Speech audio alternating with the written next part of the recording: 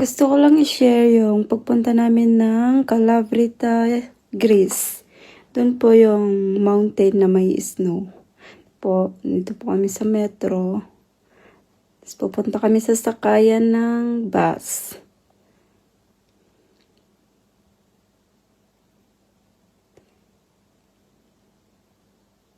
Ito, nandito po kami sa bus at andun po yung mga kasama namin, guys. Hindi ko na nakunan lahat yung mga kasama namin. Nandito na kami sa snow. Shortcut tong video, guys. Dito na kami sa snow.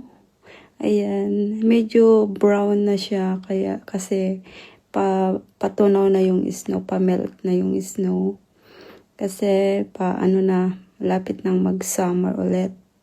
Ayan nga po, nag-picture sa view ng Calabrita Mountains. At ayan po si Snowman. Picture lang po kami. To have memories together ng asawa ko po kasi first time niyang mag-snow dito sa Europe.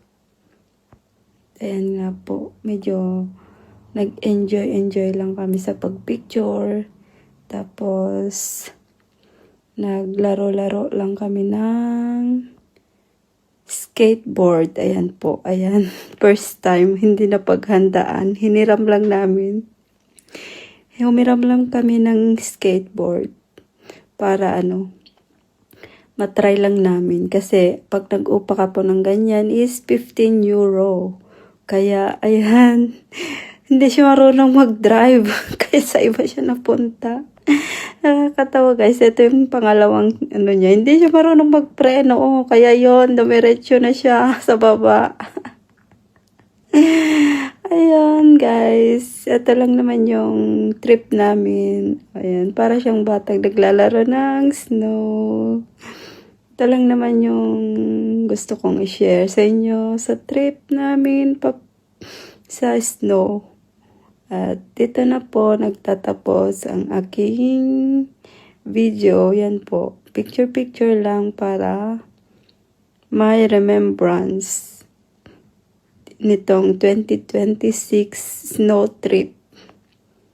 At hanggang dito na lang, guys. At sana na-enjoy yung panonood at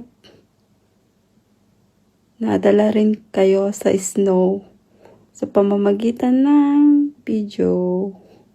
Sa pamamagitan panonood ng video. Ayan. Hanggang dito na lang, guys. Thank you.